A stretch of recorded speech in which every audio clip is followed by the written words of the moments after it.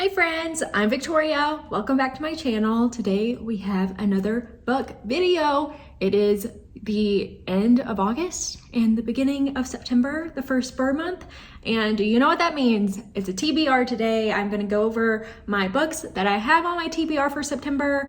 Of course, I don't always perfectly stick to this. I do typically read most of them, but you know, things happen, things change. I see something, I'm like, I don't want to read that. But then I see something else and I'm like, yes, add that to the list. So I'm going over right now what I have checked out or on hold in Libby that I'm pretty positive that I'm going to be reading in September. And then I'll also go over some other ones that I am hoping to squeeze in, especially considering it is the first bird month. I am reading a lot of spooky stuff, quite a bit of horror, but I also want to throw in a lot of like cozy ones in there and to get the fall feels going, you know what I mean? So I do have a video that I put up recently that was kind of like fall wish list reads, if you're interested in that. But I'm gonna go through my TBR for this month, and I am pretty sure I'm gonna be reading a lot of these, or if not all of them. So here we go. First up, we have They Never Learn by Lane Fargo. This is a thriller, and basically it seems like there's some like really good dark academia kind of feels in this.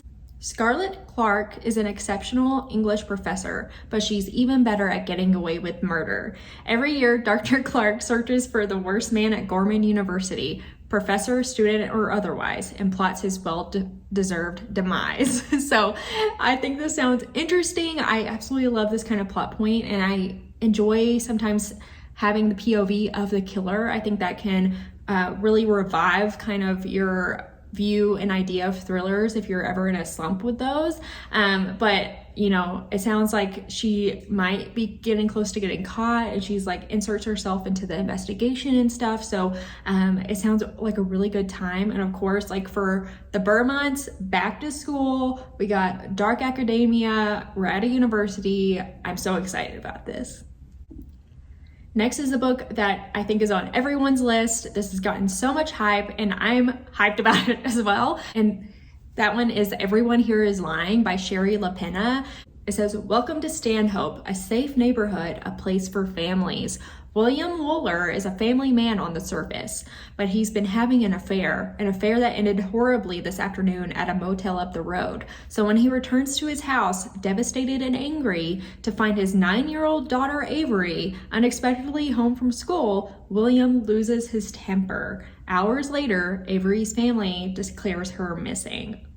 So, you know, it's like a whodunit. Was it him? Did he tell her to go somewhere and she got kidnapped? Like, what's going on? I think this sounds so interesting. I love premises like this, and I can't wait to give this a go. I'm 100% reading it. I have it checked out right now, so I will 100% be reading it in September because it's like 30 people are waiting for it. So if I don't read it now, I'm never gonna get it again from the library. So this is 100% reading it this month. Next up, we have the first of a few haunted house books that I have checked out that I am for sure gonna read. I plan on doing like a haunted house new release horror reading blog. So if that interests you, stay tuned for that. I'm a huge fan of haunted house books. It's one of my favorite kind of tropes, settings, and I love it so much. And I feel like there's nothing better than a haunted house book that actually scares you. So I am so excited about this one. This is The Handyman Method by Nick Cutter. I'm sure you've probably seen this around. It's been pretty popular.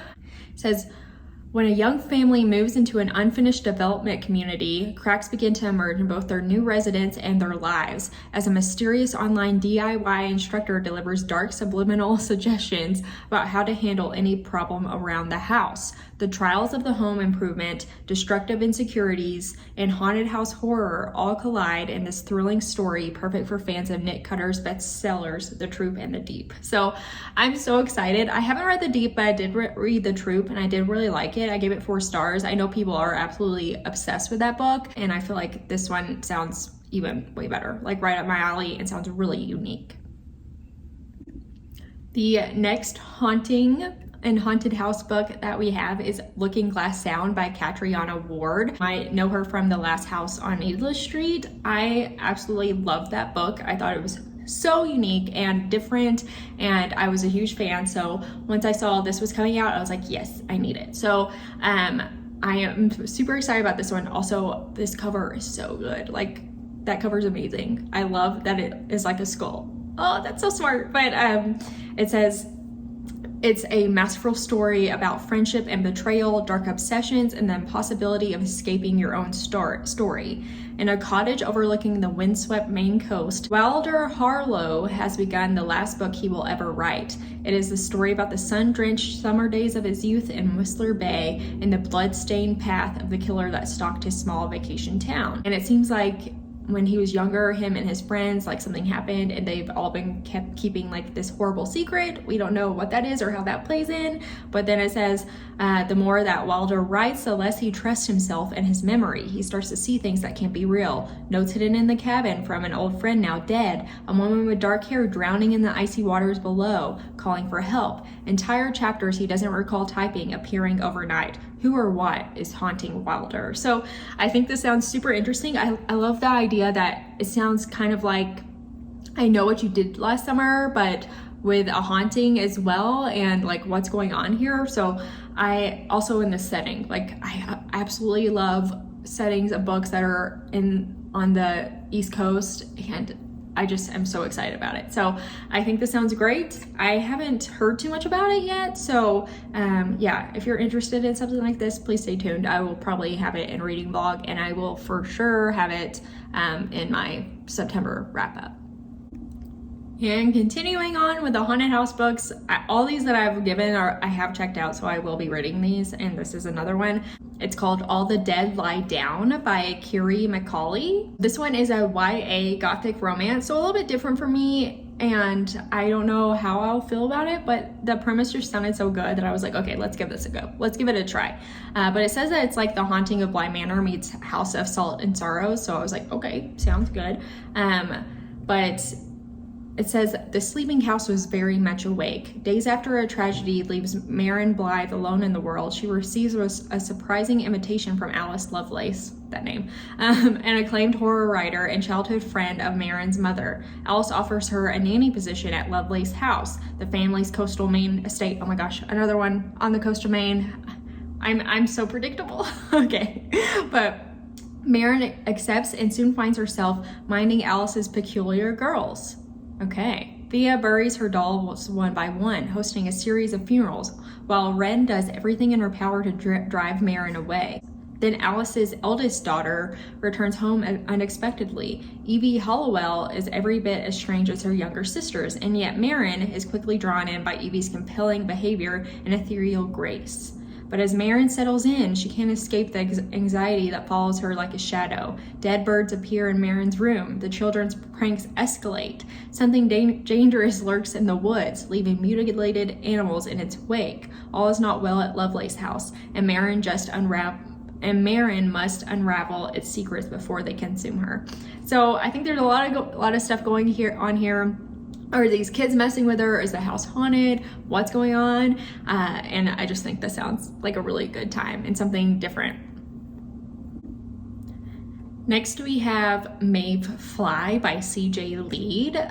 It says that Maeve Fly, that's her name, she works at the happiest place on earth, so we can assume she works at like Disney World or Disneyland. And by the neon night glow of the Sunset Strip, okay, yeah, Disneyland.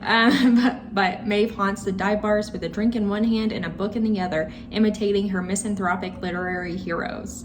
But when her best friend's brother moves to town, he awakens something dangerous within her, and the world she knows suddenly shifts beneath her feet.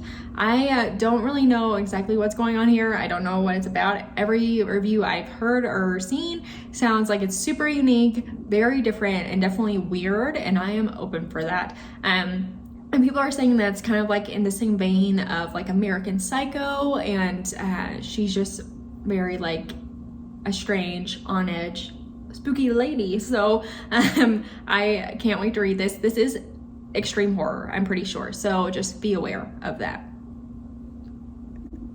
Next up, we have another weird one, but it is not scary. It is just contemporary fiction, but that is A Big Swiss by Jen Began. I'm so excited about this book, and I think it will be a really good like start of fall read. But it says that Greta lives with her friend Sabine in an ancient Dutch farmhouse in Hudson, New York. The house is unrenovated, uninsulated, and full of bees. Greta spends her days transcribing therapy sessions for a sex coach who calls himself Ohm. She becomes infatuated with his newest client, a repressed married woman she affectionately refers to as Big Swiss. But it sounds like she starts an obsession with this person and kind of starts imitating her. So I don't know. We'll see. I have just heard it's very strange and unusual and funny. Next, we have another haunting, but it's not a haunted house. It's a haunted boarding school. So I was like, yes. Yes.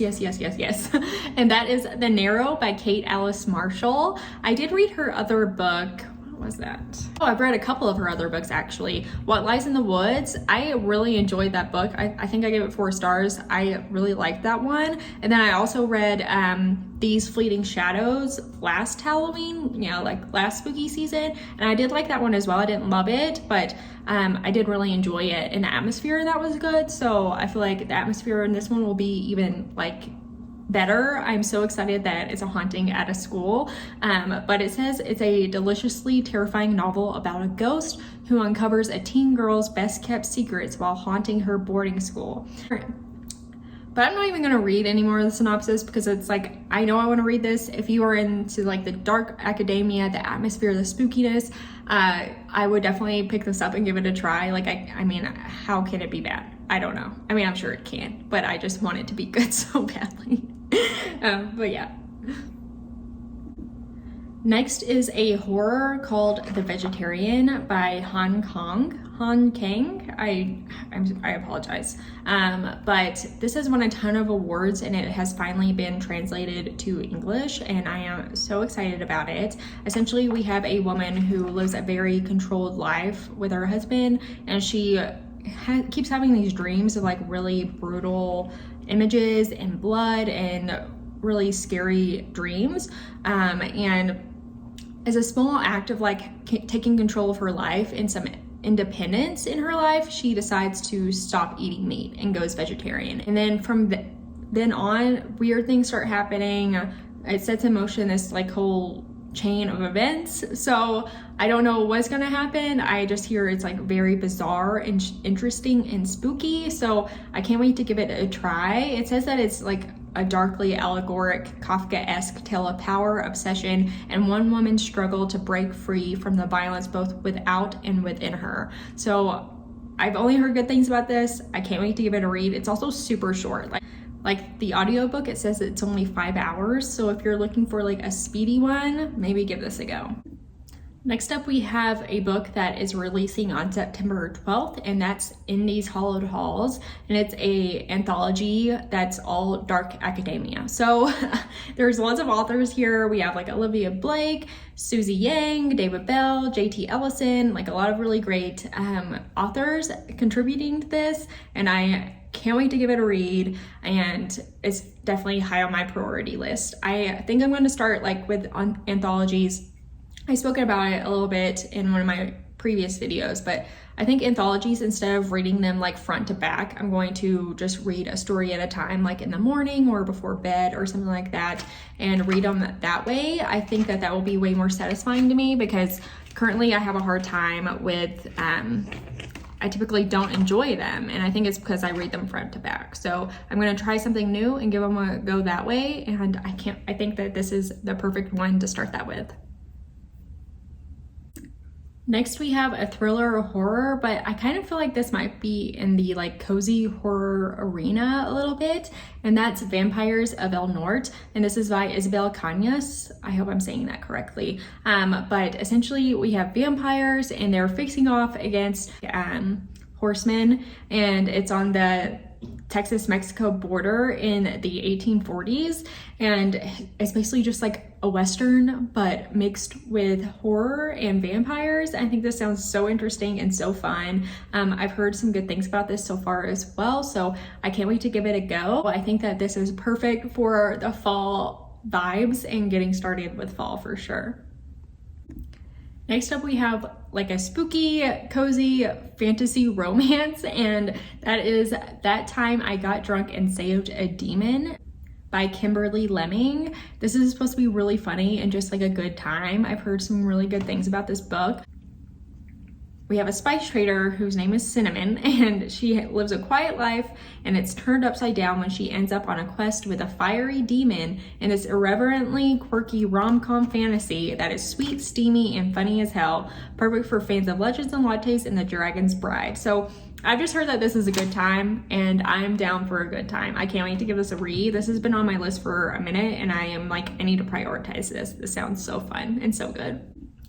Next, we have one that was in my autumn reading wish list, and this is The Weight of Blood. Now, this is a YA horror thriller. I don't think it's going to be super spooky or scary, at least not for me, since it is YA, but it is a retelling of Carrie, and did I say the name? It's The Weight of Blood by Tiffany D. Jackson. And I've only heard good things about this. I can't wait to give it a try, but essentially we have just an updated, more inclusive story of Carrie, and I cannot wait to read it. Next up is another one I'm so excited about, and that is The Year of the Witching by Alexis Henderson. This was also on my autumn wish list, and wish list, that's redundant. Anyway, but it is about a young woman living in a rigid puritanical society that discovers dark powers within herself in a stunning feminist fantasy debut. So I think that it's mostly fantasy, a little bit scary, but I love the idea of it being in a puritanical society. There's witches and they find out they have powers, and what happens from there. I feel like this is going to have all of the spooky autumn feels that I am looking for, and this cover just looks so good. I'm so excited. I'm so excited about this one. I'm 100% reading it this month. Next up is another one that was on my wish list, and that's Masters of Death by Olivia Blake. Now, I love this cover. I love the colors here too. It seems like very different than what I would have anticipated for this cover, but it says that it's a story about vampires, ghosts, and death itself. So I don't even know. I don't know anything else, but it just sounds like a good time. It sounds like it's a little bit spooky. It has some fantasy in there, but it says that our main character, Viola, is a struggling real estate agent and a vampire, but her biggest problem currently is that the house she needs to sell is haunted. The ghost haunting the house has been murdered, and until he can solve the mystery of how he died, he refuses to move on. So I think I love the intersection of different mythical beings here, and I think it's going to be so fun. It's lighthearted at least and not too serious, which I'm okay with, and I can't wait to give it a try. I know Olivia Blake is, I've been calling her Olivia Blake. Olivia Blake, wow, what a cool name. I know that Olivia Blake is a lot of people's favorites, like they love a lot of her books, so I'm excited to give this one a shot. This next one is like a cozy, spooky book. It's called The Saturday Night Ghost Club by Craig Davidson. It says that this is a coming of age story in the vein of Stranger Things and Stand By Me, about a group of misfit kids who spend an unforgettable summer investigating local ghost stories and urban legends. So it just sounds like a good time, really cozy and wholesome, and and within a lot of like the spooky books that I read, I love throwing things like this in there to lighten the mood a little bit, but still keep those cozy fall feels going on. And I'm so excited about this. I've only heard good things. Next is a book that I am so excited to read. It sounds so different, and it's called Strange Sally Diamond by Liz Nugent. It's about a woman named Sally who's really reclusive and a little bit different, it seems. And, she had lived her life with her dad, grown up with her dad, and then her dad passes away. And she seems to take things very literally, not have like all the typical social cues or understandings. And he passes, and I believe that she gets rid of the body, and because he literally told her to just get rid of him, and she does, and then she comes under investigation for this, and which sounds really sad, honestly. So I don't know what all is going on here, but I do know that it's a thriller, it's a suspense. We find out that there's someone kind of watching her and maybe after her. I don't know, but it sounds wholly unique and different, and I can't wait to give this a read. Next, we have a few books that I have gotten ARCs from NetGalley. So First up, we have Never Whistle at Night, and it's an Indigenous dark fiction anthology. So it is by Shane Hawk and Theodore C. Van Alst Jr., but there's a ton of different authors in here contributing. But it says that these wholly original and shiver-inducing tales introduce readers to ghosts, curses, hauntings, monstrous creatures, complex family legacies, desperate deeds, and chilling acts of revenge. So it sounds like we got a whole arching variety of different stories that are spooky, and the anthology is by Indigenous authors, so I'm really excited to give this a read. Another one that I also got an ARC from, and that is Night of the Living Queers, and it says that it's 13 tales of terror and delight, and we have a ton of great authors in here. Kaylin Bayron, I don't know for sure how to say her name, but I read You're Not Supposed to Die Tonight by her, loved it, and there are so many great authors in here. I'm super excited about it. It seems very diverse, but it says it's a YA horror anthology that explores a night when anything is possible, exclusively featuring queer authors of color putting fresh spins on classic horror tropes and tales. So, oh my gosh, this sounds so good. I love the diversity here and the inclusion, and I can't wait to give this a read. Next is another one that I got an ARC of, and that is Gallows Hill by Lois Ruby. I mean, this looks so spooky and so good. And it comes out September 5th. I need to give it a read quick, but it's set in Salem, Massachusetts in 1692. So a very classic historical fiction of that time, it seems. But it says Thomas is marked as an outcast the moment he steps off the ship from England. As a Quaker, he's outnumbered and distrusted by Salem's Puritans. And as an orphan without any useful skills, he has nowhere to live and no way to earn his keep. In a stroke of luck, perhaps good, perhaps not, he's taken in by the aged widow Prudence Blevins, who's rumored to be a witch. Patience has tried all of her life to be a good Puritan, obedient to God and to her elders, and all her life she has come up short. But her orderly world is upended when her younger sister Abigail falls victim to a mysterious affliction. The same torments have stricken other Salem girls, who claim they're being bewitched by servants of the devil. Soon the girls, including Abigail, begin accusing neighbors of witchcraft. As the community becomes consumed by suspicion and fear, Thomas and Patience search for the truth. To protect those they care about, they will have to question everything they think they know, their faiths, their loyalties, and their places in Salem. So I just think this sounds good, perfect for the times, spooky. I absolutely love any kind of book that's based in Salem at this time. Like, how can you go wrong? I love it. And I am so excited for a spooky, witchy read. Okay, friends, that's all I got for this TBR. I don't know if I'll get to all of them. I probably won't, but I know a lot of them are high up on my list, and some of them I already have checked out. So a lot of them I will be reading and reviewing. So please subscribe if you're interested in that at all. I hope you found some good recommendations and things that sparked your interest that you might be wanting to read in the coming months, especially for fall. And yeah, thank you so much for watching all this way through. If you have any questions or recommendations, please leave them below. I would love to chat with you. And of course, if you enjoy this, please like and subscribe. That would help me so much, and I would really appreciate it. And yeah, I hope you have a lovely day.